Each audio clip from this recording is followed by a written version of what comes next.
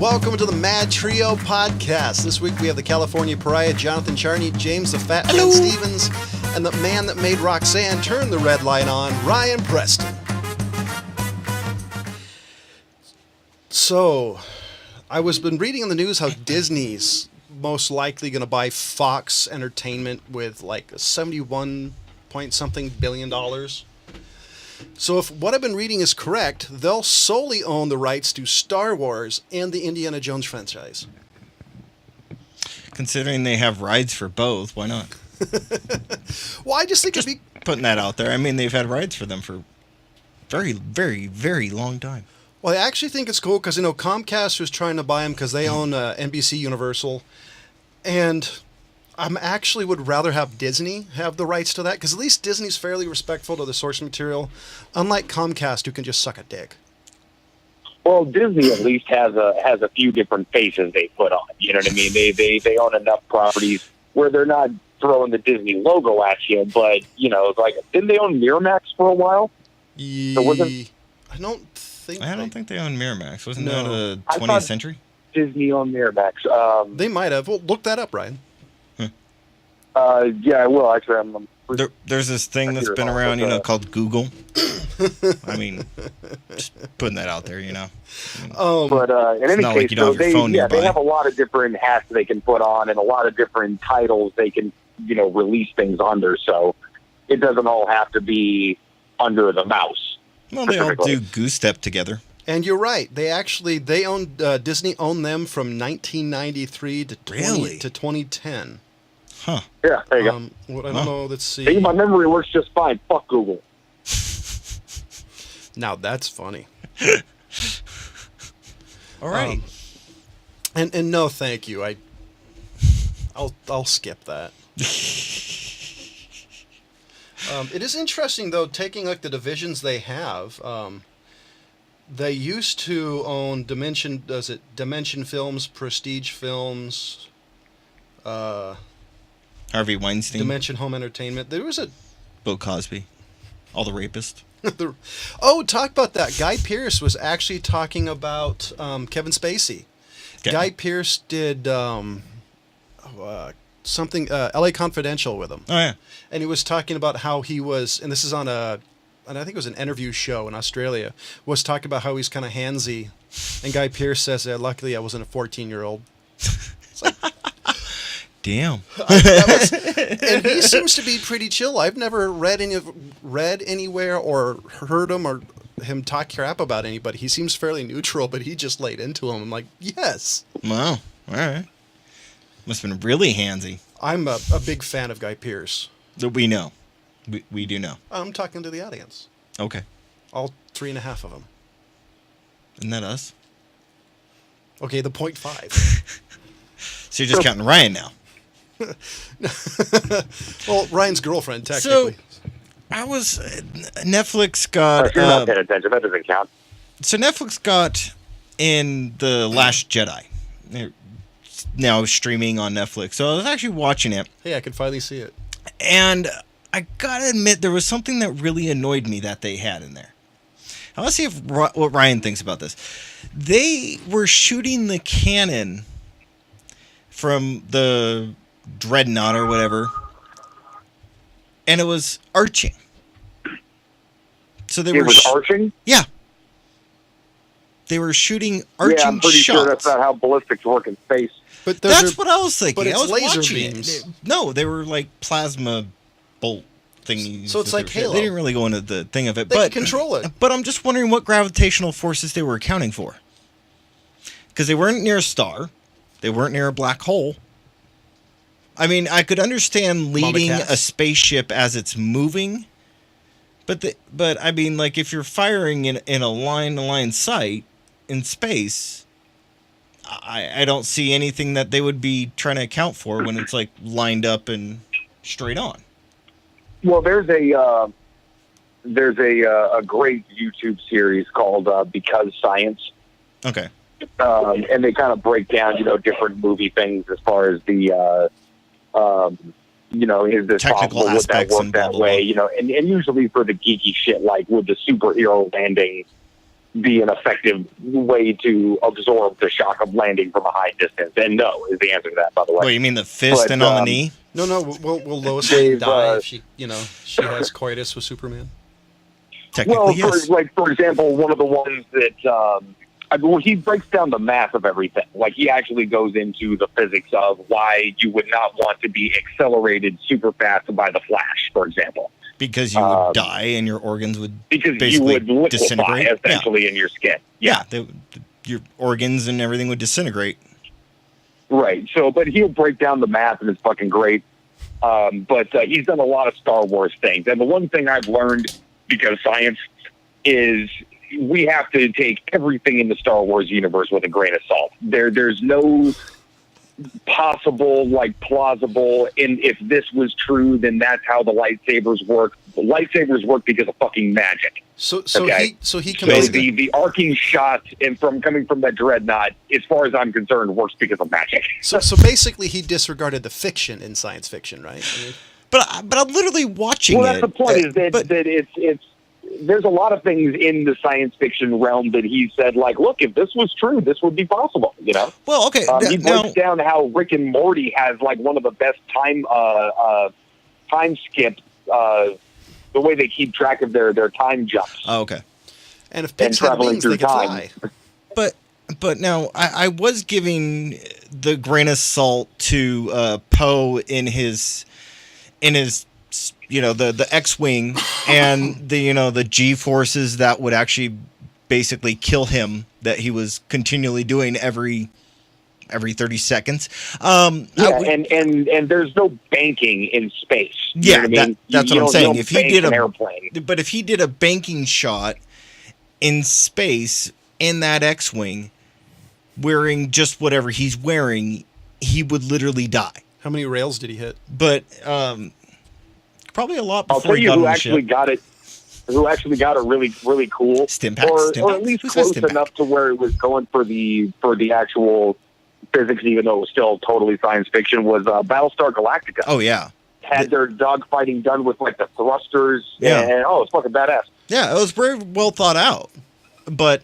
Which is amazing considering it's a sci-fi channel, then not exactly the bastion of reality coming from that network. But that being said, Battlestar Galactica might be one of the best sci-fi things ever made. No, I agree there. Now, did they talk about? So I'm assuming the way you're saying it, they talked about the inertia and stuff. They didn't talk about it, but they did have a lot of compensation thing for that. Well, they showed about it. You know, if their engines died, they talked about, we're gonna just keep drifting, and they would wasn't all of a sudden you stop. Yeah. That's one of my favorite things about that show is there's no big computer telling you what's wrong with everything. It's literally crew chiefs down there turning wrenches. Yeah. Making sure that the you mean the Cylon have planes to get in. You mean the Cylon? And the entire premise of the show, how they can't really have that type of technology. Networking. Yeah. Well, illegal. the whole show it's basically a Navy drama. Yeah. It's a Navy political drama. Yeah. That basically sums up the whole thing. In space. Jag in space. I don't know about Jag. I mean, there really wasn't a lot of. I mean, there wasn't really a lot of So law. Was there a Scientologist on the show, just like on Jag? Yeah. Probably. That was all the leaders. They were all Scientologists. Yeah, I was watching Last Jedi, and that arching shot that they continually did was really starting to bug the shit out of me. Again, it's on my list of things to see. I'll have to add it. But there was really no planet nearby, no great star, no black hole. I mean, it's just you just line up the shot. Well, I think a lot of the universe was created prior to us knowing all of these things, or at least them all being sort of common knowledge as they are. Because it's not like we're fucking scientists, we're dummies. No, so I'm a if fucking we know scientist. this shit, that means everybody knows this shit. Everybody knows I'm a fucking scientist. But with modern, the way they are with modern television, though, wouldn't they adjust? You can't retroact. No, that's the thing is you can't retroactively go back and change the laws of the universe that was already created. Obviously now we know better and we can do things differently, but not with Star Wars. You have to keep it the way it is. Well, I mean, they could easily make that change because there was really no big space battles in between against Star Destroyers. If you make that change, Then you change the physics of the X-Wings. You don't bank anymore. You're using thrusters. The lightsabers don't function properly. I mean, you can't start adding Earth physics or our universe physics. You see, the banking, I agree. I don't think you could change. But you could make it so you could hit, the laser blasts or whatever went straight, unless there's a reason for it. You have some sort of story device that's saying, oh, my blasters. There is no reason for it other than it looks cool. Yeah. That's the only reason they did it back in the day, in the 70s, because nobody knew any better. Now that we do, it's either you make a Star Wars movie or you make something else. So we're all basically a bunch of smart marks and telling them what to do. Well, let me just put it this way. Well, my point is that if you can't nitpick the arcing blast if you're not going to nitpick everything else. We did a show called Real Fix Reviews for 6 years. I think we can nitpick about that. Nitpick? Yeah, exactly. But that's my point, is that it's all on equal footing. So, apples to apples, it's either everything is awful and this movie sucks, or I'm just going to take everything with a grain of salt. See previous statement. I mean, a planet full of salt. Now, but I want to bring up... Yes, a planet full of salt. You're welcome. Nice reference. Anyways, but bring up Star Trek. I mean, I never saw them do any arching shots. Think about it. Well, because the show wasn't about the visuals. The visuals were only to serve the story. The story was about the morality tale. He's got a good point. It was about society, and I mean, Kirk was the first one to do interracial kissing. Yeah, but Next Generation on national television. The later iterations were about the visuals, because the visuals really added to. It was the atmosphere that added to the show. It may not have been the main character like in Star Wars, but it was definitely an important ancillary character. The Force. There wasn't the Force in Star Trek. You had the mind meld. I don't know. All right. But Klingons raping everybody. Allegedly. You didn't watch the same episode I did. Or was that the playpen? The playpen version? Is that even still around? I have no idea what the fuck you're talking about. Oh, never mind. Penthouse, I think, is what I actually meant. Whatever. Anyways, so anyways, that went way in left field. What's your general opinion on just...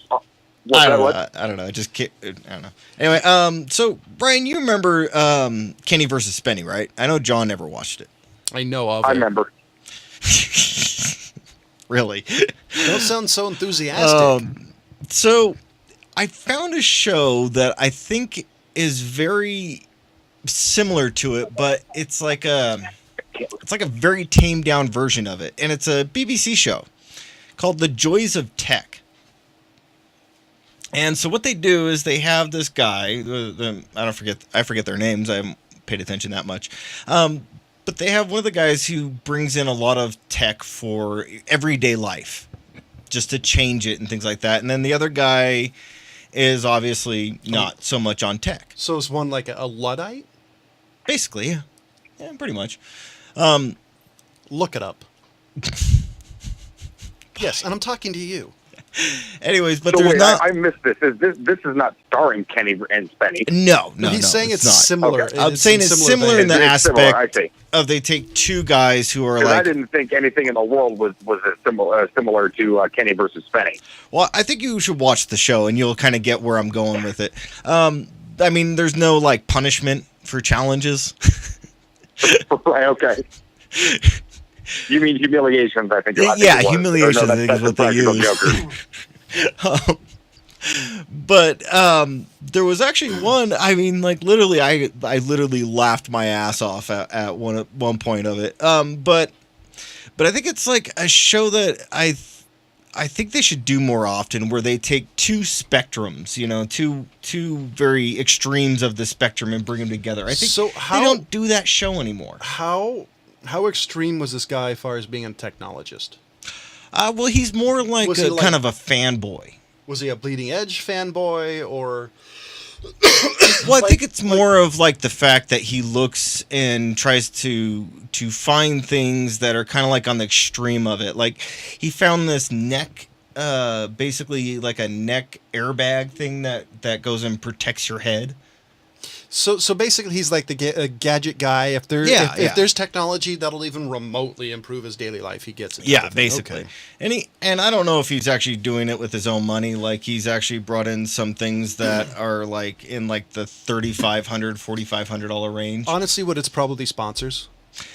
Well, that's the thing, is like, I don't see how the sponsors would really do it. Well, like for example, all these car shows you see where they're working on cars, 95% of those products are from sponsors. Yeah, but he's not out there saying this is from this brand. You don't necessarily have to. That's a good point. You like what usually they do? They'll say Bob's House of Hardware provided this. You know, it's usually kind of a small throwaway line like they throw in. If it's not necessarily. If it's on YouTube, you have to. Well, it's on Netflix, so maybe they cut it out. Anyways, but there's like one where the guy decided, like, I'm gonna have all these products that you bring in, and we're gonna test to find out how durable they are. And he basically took like some waterproof bags and a couple of things, and he's like, we're gonna put this stuff in there. We're gonna take this like $1,000 laptop and put it in this waterproof bag, and it's gonna go down to the water park. Oh God. Yeah, so there's things like that they kind of do that. That's pretty amusing. But he actually took he found the non-tech guy, the Luddite, had a Nokia that he put in a Ziploc bag and put it in the waterproof bag down the water park. Nokia? Yeah, the Nokia didn't survive. Like a smartphone? Yeah, well, like a Nokia. Oh, so the old school Nokia. Yeah, the Nokias that, you could use as a brick. You could kill somebody with. Yeah. I mean, yeah. So, but I was watching it. It kind of reminds me of Kenny versus Spenny in some ways. But I mean, like, Ryan, what was the worst humiliation that you remember? Oh man, because there's one that sticks in my mind, and it'll always stick in my mind. It's been so long since I've seen him. I remember more of the stunts than anything. Like they're being tied to a goat. Yeah, fucking funniest thing in the world. Yeah. What's the one that usually sticks out? Well, there was one, and it was like, I don't remember the exact thing, but Kenny got drunk the night before, didn't brush his teeth, and came downstairs and took a butter knife and scraped his tongue and put it in a cup for Spenny to put in his mouth. That was the grossest and most horrid humiliation that stuck out in my mind from Kenny versus Spenny, and that will like always mortify me. And in other news, Sony, in their own amazing way of screwing stuff up, instead of uploading a trailer to YouTube, they uploaded the whole fucking movie. What movie? Kali the Killer. Khali. I haven't even heard of it. Sony accidentally uploaded an entire movie to YouTube instead of trailer Tuesday, and they didn't take it down for more than 6 hours. Oh, I repeat, shit, that is gone. The trailer for Kali the Killer was intended to announce that film will be released on DVD and digital platforms. You see, it wasn't apparently an important movie like Avengers. Not like a blockbuster, but is it like Ichi the Killer? Let's see if I can. It's since been removed. By the way, I love that. Oh, it's been removed. No, it's been downloaded like probably a billion times. I will say I was kind of bummed that I wasn't home because I would have at least let me save this for later. So hold, if you give me a second, I'll bring it up on the old guy Tech TV iPad. Is that a plug? Yes. It's a poor man's plug. I hear Kali the Killer 2017. Oh, well, I'm assuming this is it. Was it made in 2017? Yeah, I assume it wasn't released last year. No, it says 2017 though. This could be a different one. This could be the same. I'm not really sure. But according to this, if this is the right one, after deciding to retire, an East LA hitman decides to take on the last job to help support his ailing grandmother's end-of-life care. But everything falls apart when he developed empathy for targets of his hit and is forced to make a tough decision. Well, that just sounds stupid. Now I know why Sony released it. Yeah, just put the whole thing on there. By the way, that would be great if that's the next step for shitty movies. Instead of releasing the theaters and direct to DVD, they just release it on YouTube. So yeah, then, I don't even think I want to watch that. No wonder it was like just released. so look for Shrek 17 on YouTube any day now. I can't even find it on IMDb. Am I misspelling it? What is it? It's Kali the Killer? Khali. Oh, KH. Yeah, Kali. I just couldn't imagine whoever did that either got fired or applauded. I'm kind of wondering which one that is. Or disappeared. Right. He comes back to work and he's missing a pinky. No, it's just. I mean, Yeah, that's a pretty. I mean, wow, the amount of money somebody's going to lose on that. I mean, look, things get pirated anyway, and I suppose it's probably going to be pretty mitigated because the people that were going to pirate it were probably going to just pirate the shit anyway. So, I know that guy. I'm just like I don't know. amazed that this guy even has like an acting career like that. He looks familiar. Oh, it's another thing I just... sorry, I just was looking for something else and discovered Disney has at least temporarily put the kibosh on the individual Star Wars films because Solo, the movie, apparently bombed in the box office. Oh, yeah. I mean, yeah. So what do you think? I mean, I want to see Solo at some point, but I don't have time. I think they might have been... Overzealous? Not biting out more they can chew, but yeah, maybe a little overzealous, a little too excited that they got the Star Wars property and they wanted to just throw everything in there, and they got really ambitious about it. I think what they did is they decided right off the bat, Han Solo is a very likable character. There's a lot of people that are big Solo fans, and they decided that they were going to try to do a standalone movie with him. And I think that is what they did instead of listening to the fans who were calling for Young Yoda, Knights of the Old Republic, things that were not necessarily better sequels. Not better sequels, but not necessarily like things that we would already know. I mean, if they really wanted to do it, do you guys know the origin of the Millennium Falcon and why it's the only one? Any guys ever wondered that? That's because it was a prototype that they were trying to do, that they had a mid-range fighter to be in between the TIE fighter, and it was actually an Imperial design that was supposed to go to them, and it was leaked, and the Millennium Falcon was a prototype that got stolen. Which lore is that from? That's from canon. That's not extended? Interesting. That's canon. So, according to the Motley Fool, .com, I think, more than a month after the film's release, Solo's box office sits roughly at $350 million worldwide. That might not sound too bad, but with an estimated $250 million production budget and a big advertising push, the picture is now expected to lose somewhere in the neighborhood. And I quote, this is in big, bold font, ladies and gentlemen, $50 million. Much of that could be recuperated through home release distribution of merchandise, and even possible that these factors will put the picture in the black over long term.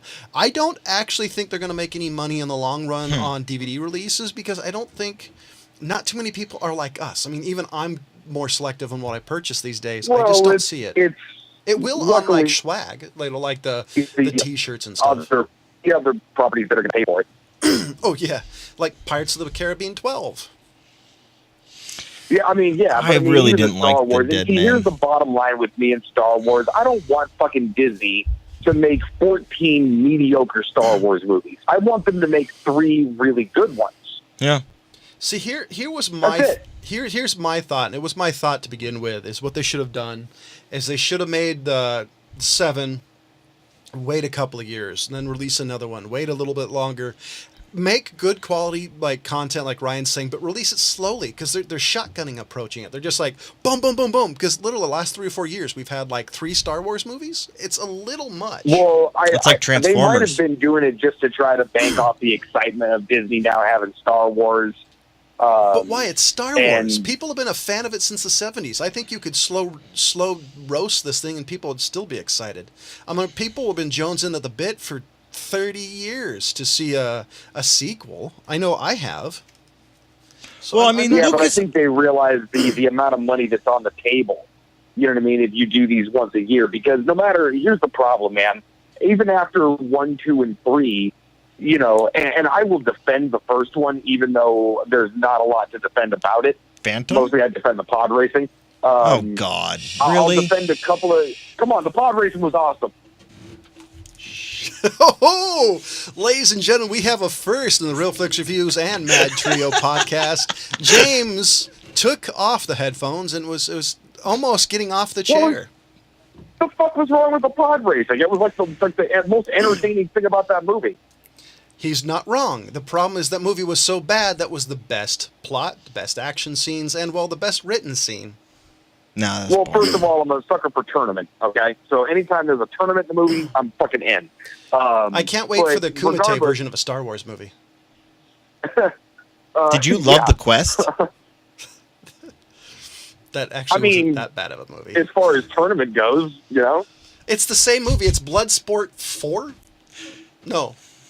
Actually, I think at the time it was like... I mean, it's I know, I think you're right, you with just 4. title all those movies Jean-Claude Van When it Damme. got released, it would be number 4. Okay. I'm trying to remember. There's been so many. It might be... Yeah, every movie that Jean-Claude Van Damme has done, you can just title Jean-Claude Van Damme 1 through 30. Pretty much. Except for Double Team. Double Team is just kind of out there. Van Damme 15. I mean, Double Team doesn't fit in the sequence anywhere, though. And don't forget, he did do one with Rodman too. That's Double Team. What's the one where he was playing that's the twin? Double Team. The one where he's twinned? Or He had the twin? That's not. Oh, so you're thinking about Double Impact? Is that one? Because there's another one where he plays a twin. No, Double Team is with him and Rodman. What was the one where he's a twin? I don't know. I know what you're talking about, though. Okay, so there's 4 Bloodsport movies. There's Bloodsport 2, Bloodsport 3, and Bloodsport 4: The Dark Kumite. If you took the Bloodsports, the Quest would be number 4 because of the way that it was released. So it would be released as number 4, but they did the whatever Bloodsport like 4 years after. So the Quest came out in 96. 96. Okay. Yeah, so technically it would be Bloodsport 3. Oh, would it We be? all know that he peaked with Time Cop. Bloodsport 3 God, came I in was 97. 1 year off. God, whatever. You know what? Time Cop was really cool for back in the day. It had some pretty amazing effects. I also liked... Yeah, but the 1 was basically Time Cop.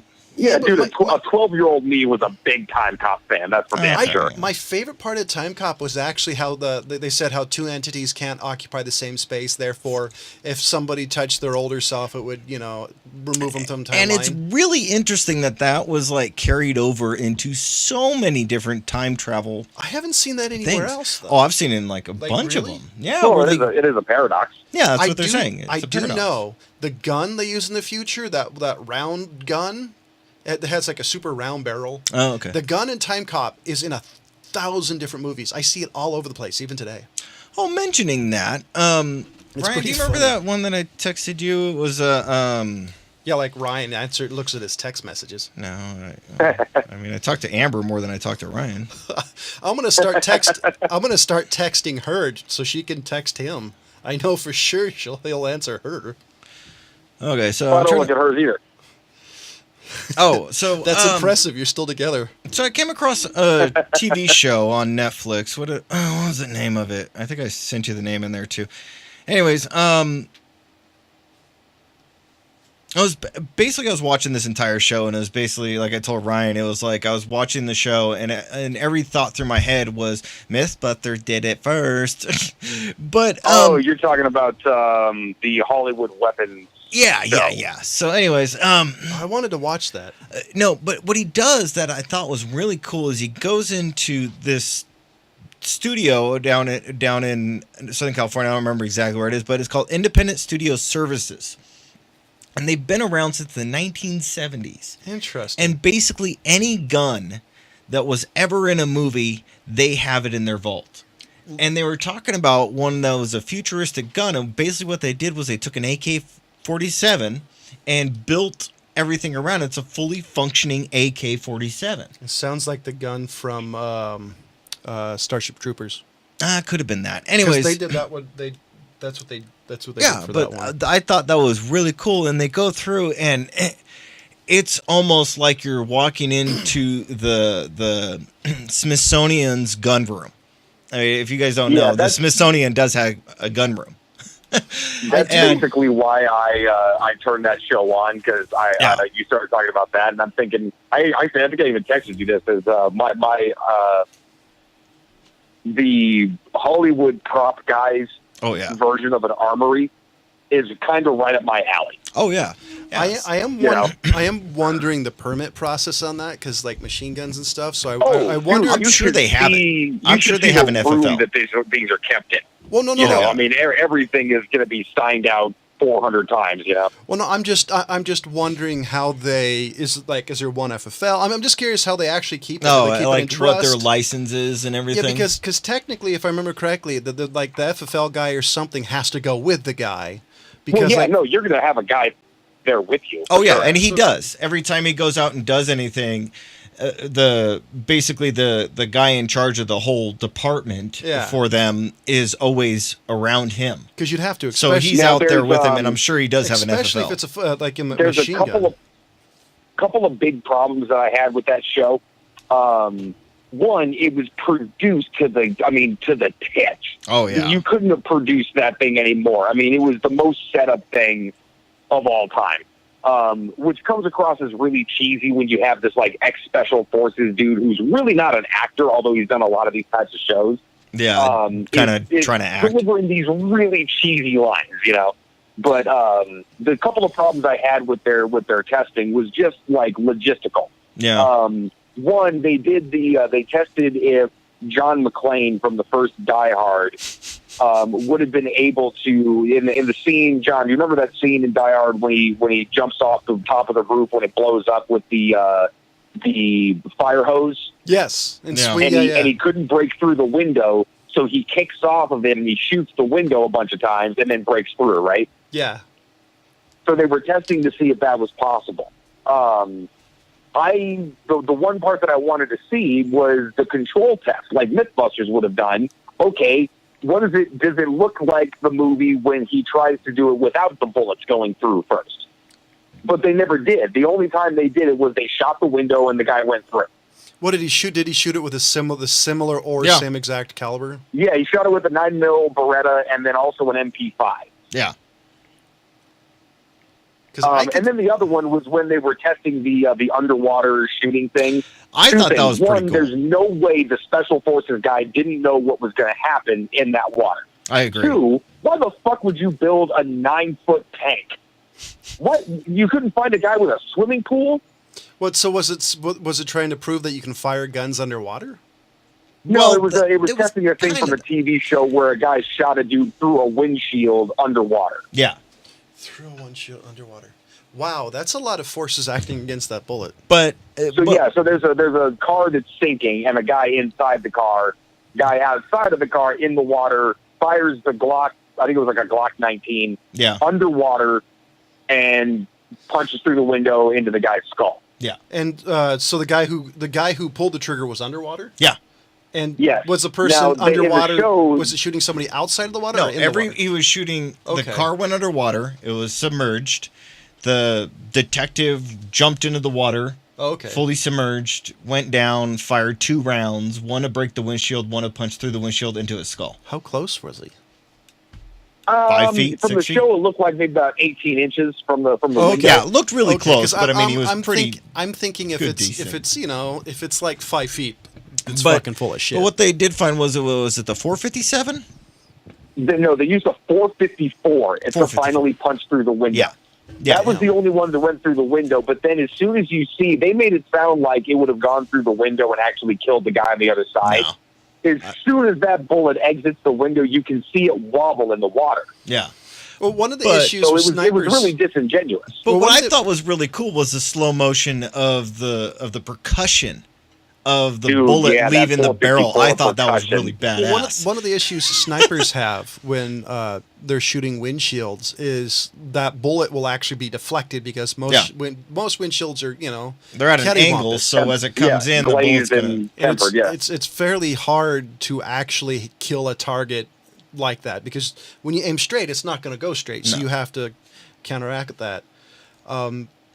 And another more interesting thing, a new Firefly comic book, this is for Ryan, has been announced, and it will center on the War of Unification. Boom Studios has acquired the Firefly license from Dark Horse, which surprises me that Dark Horse would let that go. Yeah, I was kind of surprised that they did that up, too. And is working on a series following the war between the Alliance and the Independents. Fans brown coats. fans will get to learn about Malcolm Reynolds and Zoe Washburn and their experiences in the war as the duo fought for losing sides. That's interesting. At this point I'm actually kind of hoping they do an animated series like a Grady anime what is style. Castlevania coming back? I actually like that one. If it does come back, there's a lot of ifs. It'll probably be in a couple more years. I'd be really stupid. I actually like that. I thought they were going pretty good for that. Well, my question was, see, a lot of these things, they say Netflix originals. Netflix did not originally put money towards. So I'm wondering, was this one that they just bought the rights for? Maybe. Because if it is, will they get the second season? I mean, I'm curious on how that works for them. Well, yeah, I mean, they're not going to license something for one season. No. Well, didn't they do that with one show? Netflix? There was one show that there was one season of it, and there should have been more, but it was so shitty that I was glad they did one. Oh, because I know the White Rabbit Project, which I really liked, they just didn't want to do other episodes. Yeah. But realistically, it was Mythbusters that too. one was not that good. I mean, I liked maybe 3 episodes out of the entire season. Well, to be honest, the biggest problem is they were basically the build team was being the build team. Yeah. So that's the biggest issue. That's one of the reasons I liked it, because I loved the interaction between the two. I love the building process. As Ryan said with this one, I couldn't find it if it's Hollywood Guns. I'll have to go look up the actual title before I write the description. Anyways, but the White Rabbit Project was way overproduced, even more so than Hollywood Guns compared to what Mythbusters was. Yeah. I mean, it was really, really overproduced. I mean, and it was, I don't know, it kind of felt like there was some forced moments when they were kind of all sitting in the chairs talking. Yeah, I don't think, I think if they give it another season, I think they would have found its stride, because I agree. I think the talking segments and the interview segments were kind of a little ridiculous. Yeah. I thought the studio they were in was a little ridiculous. This just in, It Chapter 2, the follow-up to last year's blockbuster horror hit, poster has been released. I saw the trailer. Did you see the trailer for it? Not yet. Basically, it follows 27 years later. The Loser Club is reunited when Pennywise makes his return. Yeah, just me. I mean, I liked the one that they redid. I think, I mean, way different than the first one, but I think it was still well done. They had to do it differently than the original, just because I think you would have been fighting a losing battle. I think as far as a remake of it, I think it was really well done, honestly. Way better than the Stephen King remake of The Shining. I've never heard anything good about the Stephen King remake. Everybody I know who likes The Shining hates that one that I know. That's because it's absolutely horrid. I'm just a sucker for Scatman Crothers. Yeah, true. I think the biggest thing with that one is you're fighting against Stanley Kubrick. You're about a guy who had a really distinct vision, a very great style, whose style lends itself really well to that movie and that material. So I think you're fighting against that, because Stephen King's a writer. He's not a producer or director. Adaptations are inconsistent at best. Yeah, I actually think all those Stephen King ones that were actually put out, other than It and The Shining, I didn't like. What was it? There's the Tommyknockers. There's the Thinner. Thinner wasn't very good. The Dreamcatcher one was the Dreamcatcher one. Christine. Yeah. I didn't really like Christine. I liked the book. Yes, Langoliers. I liked the book. I didn't like the movie. Yeah, the problem. See, a lot of them. That's the problem. Is a lot of them were TV movies, like made for TV kind of shit. And that's exactly what the remake of The Shining was. So when made for TV really sucked. Oh yeah, I would add Shawshank Redemption to your list of good ones. You're right. But I mean, I'm kind of putting in the horror flick though. Is what I'm kind of pointing at. That movie's so good. Pet Sematary, wait, who did that? That's Stephen King. But that was Pet Cemetery, though. Wasn't technically that, what does he call it, a novelette? Wasn't that a super short story? Which one, Pet Sematary? No. Yeah. Shawshank. Yes. Yeah. Was a short story. Yeah. The craziest thing is, I've heard, I don't know how much is true, I read years ago that Stephen King, for young filmmakers, will let them direct something of his for $1. Hey, did you guys see The Black Tower? No. Dark Tower? No. Dark Tower, that's it. How was it? Did you see it, Ryan? No. I just saw a trailer for it again the other day, and I'm thinking, man, that looks interesting, but I think that movie bombed. It doesn't surprise me. I did want to see it, but it wasn't one that I was like rushing out to see in theater. You know, I mean, there was a gun battle scene. I actually watched the clip on YouTube that had me interested in it. It's like the only issue with being as busy as I am now and having children is finding time to watch stuff I want to list. My movie watch list is getting longer. I almost need to do Real Flicks reviews again so I can see is it shit. starting to look like my old Netflix queue? About. Hell, I'm still was pushing 500 and something like that. I'm still pushing through some of the anime I've been wanting to watch over the years. Yeah, same here. Anyways, but yeah, I did want to see Dark Tower, but it wasn't like one I was gonna. So I was curious, is there any services that you guys pay for monthly? You're like Netflix or like That's one of those about it. loot crates or anything that you guys use that you like or dislike? No, basically Netflix is it. For I mean, me. Amazon. Amazon Prime. I'm a big fan of. Just because mostly like the online streaming stuff is really great. Amazon Prime, I have an issue with buying because it says 2-day shipping, but that's 2-day shipping when the company releases it. So I've literally gotten stuff like 6 weeks later type of thing. Well, I mean, I take a look at the shipping before I even purchase shit, But I'm talking mostly like the actual like video streaming, the shows that they do, the movies that they have. Amazon's gotten a lot of my money just because I'm buying digital movies lately. I like Amazon. I like the Amazon Prime Video. Between them and Netflix, they seem to have everything. Netflix, Disney. Hulu, I think I subscribe to, but everything else is just through cable, HBO, Showtime. See, I don't even do that. I don't really like Hulu. But I was gonna. Are you ready to have Ryan almost jump out of his seat? Sure. I did watch the first episode of Patriot. Oh, great! What was that? Talk about underselling how excited you are. Well, I don't want to oversell my excitement just because I want to know what you actually thought of it. I think it was great. I think we should save the rest of this conversation I'm for just next going to week. throw this out, is I watched it off of YouTube. There was a full episode. The first episode was on YouTube. Unfortunately, the second one wasn't. Ooh. So I only got to watch the first one. But I really liked it. Hopefully that first taste was good. Yeah, I wanted to see more. And don't forget, that first taste is always free. Yeah. So they always make you charge for the second one. So I think one of the services that I've subscribed for at least a year that I've really kind of liked is Crunchyroll. I've always been a giant anime fan. Like the very first one I watched was like Vampire Hunter D, The Lensman, Cyber City Odo. These are old Green Legend Ran. Matter of fact, if you're my age, you're probably the only people who've ever seen half of these. So I love the fact that I get to see a lot of the new releases. Most of the time it's simulcast or like a week later. The only thing that I'm disappointed about, it's not all anime. Like there's some anime that I want to watch that I actually have to go out and hunt for because it's not like certain studios or certain releases. It's interesting how they do it. What do you mean? Like Crunchyroll? Well, like my original thought was, oh, cool, I'll get to see every anime released in Japan. This was my original thought about it. Yes, I realize it's stupid, but yeah, that was pretty stupid. Did you really look into Crunchyroll before you did this? It's $7 a month, dude. All right, whatever. It's like it's $7. I mean, it's the cheapest streaming service out there for what you get. You do also get a lot of the Japanese or the Asian drama, like live action Netflix stuff. like $6.99 when it started. Yeah. The only thing I don't like about like Netflix has a decent anime, but they don't have like the entire series. Which my one gripe with all of these, if the series is finished, fucking get all the seasons.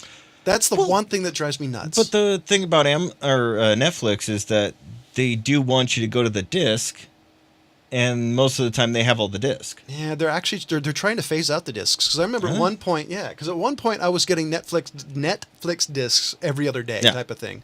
Same here. Since I don't subscribe to it, I stack like this of the envelopes. And people I know who still have it says it takes about a week.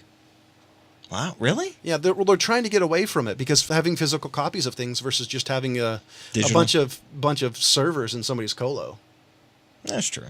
But I really do like Crunchyroll just because the fact it gives me decent access to stuff. And another platform I'm fascinated by that I don't subscribe to it because it's free. It's something called Pluto. Yeah, I like Pluto.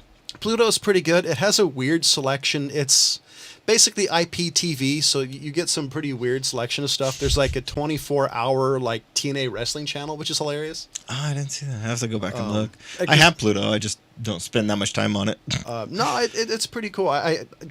So I recommend Pluto on Crunchyroll. I mean, it's $7 a month. Allegedly, you get access to the manga, but I don't usually read that. Yeah, I'm not into reading manga either. I read the Naruto stuff just because I was fascinated and really bored for a couple of days. So one other question: would you guys ever subscribe to was it Blue Plate? It's one of these things that you buy a dinner and it sends you the food and all the proper proportions. No. Ryan? Probably not. But I am lazy. But it's, I actually looked at it initially because it's actually not a bad, it's actually a pretty interesting service that they do. They actually do, like John said, they send you enough food for like 2 meals, or I don't know if they do more than that. They probably do. But they just come up and it's basically like you don't really know what menu you're going to get. There's things that you can pick from it, but, and you can say, like you select like a bunch of different ones, and then they'll send you basically a box with the ingredients in it, and you make it. The proper proportions. Yeah, it's not a bad idea, and they give you directions and how to do it, and you do it for yourself. So here, not a bad idea. My thought with it, and this is the reason why I always thought it would be cool if I was single, was the fact that it's a great way to not only introduce yourself to food, but also a great way to introduce yourself to cooking. Yeah. Because you get like a couple of meals and you get to do stuff that you would A, never try, or B, you would know what to do. It comes with the instructions. I always thought that was kind of neat. Yeah. I would never pay the penalty, just the penalty being the price, because it's not the cheapest thing in the world. No, but I think, with the society that we're in nowadays, I think it's a great idea, because there's a lot of people that are kind of like into little eclectic services like that. There's like snack crates that they do. I always like like horror crate, gives you like horror movie stuff. That'd be kind of fun. There's a loot crate, which is for geeks. My brother does. There's a lot of crates out there. It's like an alpha crate or some shit, and it's like they send you like kind of like survival gear and shit like that. I want a weapons crate. I want something. There is a weapons crate out there, but it does not ship to California. You fucking pieces of shit. Damn. Yeah, I know. No, you got to get. I'm gonna create like an AOW kit. What I really want is an ammo crate. That way I can, I'll pay this much a month, and you just send me a fucking box of, 45 ACP, 40 S&W. Hell, I'll take 9mm. I know people who want it. No, but I watched one where some guy was opening up like would be $90. Like a weapons crate, and he's pulling it out, and he's got like stilettos, full-on butterfly knives. Just a bunch of shit. And I'm just like, dude, that is an awesome crate. And then I was like thinking about it, like, I'm looking at all the weapons he's pulling out, and I'm like, illegal in California, illegal in California, illegal in California. Oh, maybe that. No, I'm pretty sure that's illegal in California too. Yeah, and that's what the guy was saying too. He's like pulling this stuff out, and he's like, it would suck for you guys in California. Like, I want to slap you right now. Seriously, I'm missing range days so much because of how onerous it is here in California. Like right now, my AR's in 2 pieces. That's how annoying it is. I'm actually considering taking up archery. No idea how to fucking do it, but I'm considering it. Just because I'm the best, dude. Just give it a few weeks, and California will start making that illegal too. Can't have broadheads anymore. It was really hard to strap the women to the shafts, though. Hey, get a recurve. I'm really missing like the activity of it, so I've been trying to figure out what I'm gonna do. So it's on my list of stuff to research. It's the same discipline. It's the same discipline as shooting. Well, the difference is I've been shooting since I was 6. I've never. You got to account for arrow drop too, and that's one of the reasons I was looking forward to trying it. Granted, if I do it in mine where I live now, the HOA will yell at me. Dude, you have the perfect spot. Well, I'm thinking of your parents' spot, actually. Never mind. Well, that's one of the reasons why I'm considering it, because I can get a cheap bow, whatever I decide, and because you come over here and hunt cats. Yeah, well, look, get a recurve so you kind of get the technique. If you're going to get like a compound or something like that, your technique's going to change when you learn. But yeah, a few arrows and whatnot, and maybe some refletching tools and shit like that. Yeah, kind of get into the process. But you were saying, I mean, like compound versus recurve, it's like so weird to go from a recurve to a compound, though.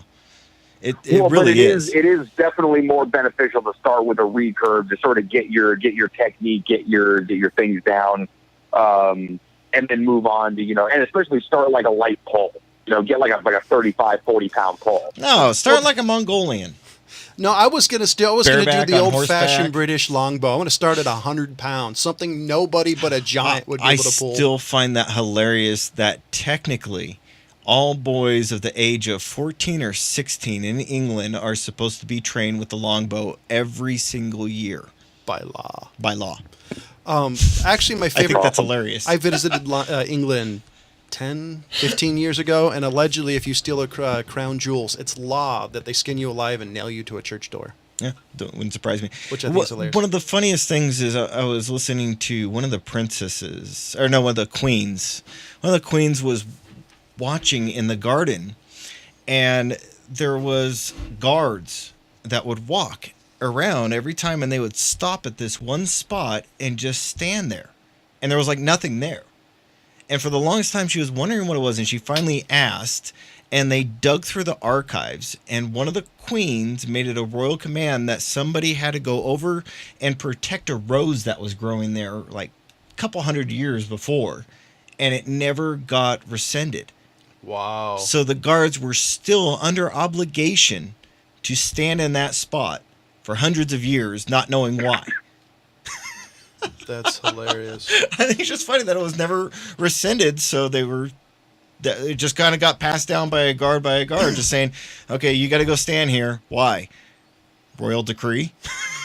I mean, that was really I'm sure that's all they had to say. So, ladies and gentlemen, I do have a favor out there for you out there. If you guys are into bow hunting or bows, what do you recommend? You give us some information. Boar hunting. You can contact us via our Facebook page, which Just is don't get the drunk. MadTrio. I think it's the MadTrio podcast or MadTrio show. I don't remember which one I set it up as. And for Jonathan Charney, James Stevens, and Ryan Preston, thank you for listening. Goodbye.